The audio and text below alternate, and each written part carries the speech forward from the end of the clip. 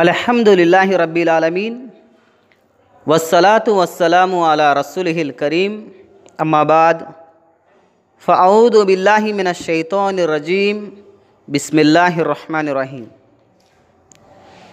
ధార్మిక సహోదరులారా, ఈరోజు నేను మీ ముందుంచే అంశము ప్రజల ముందుకు నరకాన్ని ఈడ్చుకొని రావటం జరుగుతుంది అనే అంశంతో నేటి నా ప్రస్తావన ఉంటుంది ఇన్షా అల్లా.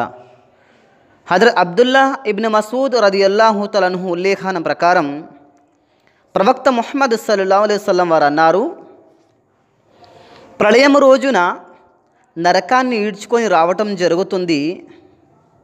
దానికి 70,000 కడియాలు ఉంటాయి. ప్రతి ఒక్క కడియానికి 70,000 అల్లాహ్ దూతలు పట్టుకొని ఈడ్చుకొని వస్తారు. అల్లాహు అక్బర్. ఈ ప్రస్తావన సహీ ముస్లిం గ్రంథము 5076 హదీస్ నంబర్. అంటే మిత్రులారా, నరకము ఎంతుందో ఒకసారి ఆలోచించండి మిత్రులారా. ఎందుకంటే దానికి ఉన్నటువంటి యొక్క కడియాలు ఎన్ని?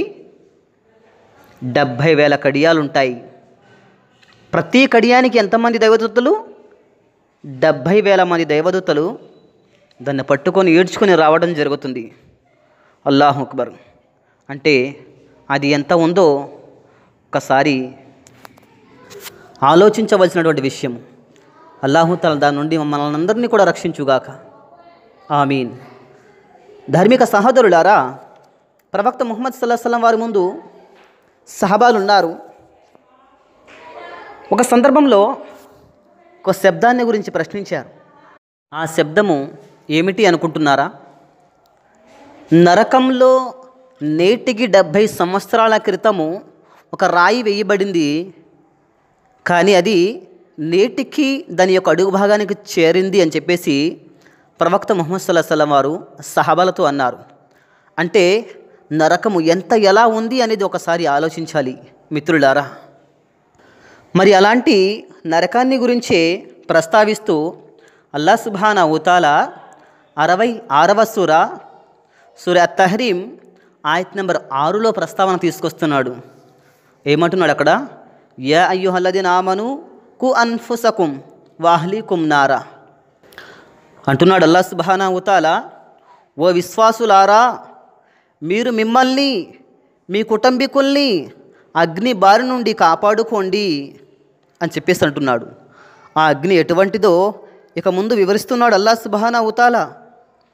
ఆ అగ్ని ఎటువంటిదంటే మనుషులు, రాళ్ళు దాని ఇంధనం కానున్నారు. దానిపై కర్కస్కులు, బలిష్ఠులు అయిన దూతలు నియమితులై ఉన్నారు. అల్లాహ్ ఆజ్ఞలను పాలించటంలో వారు ఏమాత్రం ఆలక్ష్యం చెయ్యరు. పైగా వారికి జారీ చేయబడిన ఆజ్ఞలను వారు ఖచ్చితంగా పాలిస్తారు అని చెప్పేసి అల్లాహ్ సుబ్హానహు వ తఆలా ఈ వాక్యంలో అంటున్నాడు. మిత్రులారా, ఇదే వాక్యంలో ఏమంటున్నాడు అల్లాహ్ సుబ్హానహు వ తఆలా? మొదటిగా, ఓ విశ్వాసులారా, మీరు మిమ్మల్ని మీ కుటుంబీకుల్ని అగ్ని బారి నుండి రక్షించుకోండి అని చెప్పేసి దైవము అనడం జరిగింది. అయితే ఈ ఆయతులో విశ్వాసులకు అత్యంత ముఖ్యమైన వారి బాధ్యతను గురించి గుర్తు చేయడం జరిగింది. అదేమిటి అంటే, వారు తమతో పాటు తమ కుటుంబ సభ్యులను కూడా సంస్కరించాలి. వారికి ధార్మికంగా మంచి శిక్షణ ఇవ్వాలి. అప్పుడే వారు నరకాగ్ని బారి నుండి రక్షించుకోగలుగుతారు. అందుకే పిల్లలు 7 ఏళ్ల వయసుకు చేరుకోగానే వారికి నమాజు గురించి ప్రోత్సహించాలని, 10 ఏళ్ల తరువాత వారు నమాజు పట్ల అశ్రద్ధ వహిస్తే వారిని దండించాలని మహాప్రవక్త ముహమ్మద్ సల్లల్లాహు అలైహి వసల్లం వారు అన్నారు. సునన్ అబూ దావుద్, సునన్ తిర్మిజీ, కితాబు సలాతులు ఈ ప్రస్తావన ఉంది మిత్రులారా. అలాగే వారి చేత ఉపవాసాలు పాటింపజేయాలి. ఇతర షరియత్ ఆదేశాలను కూడా వారు అవలంబించేలా జాగ్రత్తలు తీసుకోవాలి. అప్పుడే వారు పెద్దవారయ్యాక సత్య ధర్మమైన ఇస్లాంకు కట్టుబడి జీవితం గడుపుకోగలుగుతారు. ఇబ్నే కసీర్ యొక్క ఆధారంగా ఈ యొక్క మాటలు కూడా మీ ముందు పెట్టడం జరిగింది మిత్రులారా. అంటే ఈరోజు చాలామంది తల్లిదండ్రులు ఎలా ఉన్నారంటే ప్రాపంచిక విద్య వైపు ఎక్కువగా మొగ్గు చూపేవాళ్ళు కూడా నేటి సమాజంలో ఎక్కువగా కానవస్తున్నారు. అయితే ముందు ధార్మిక విద్య, దాని తర్వాతే ప్రాపంచిక విద్య, ఇవి రెండు చూసుకుంటూ ఇక ఏవైతే ఆచరణలు ఉన్నాయో, ఏదైతే నమాజ్ ఉపవాసాలు ఏవైతే ఉన్నాయో వారికి తాకీదు చేయాలి.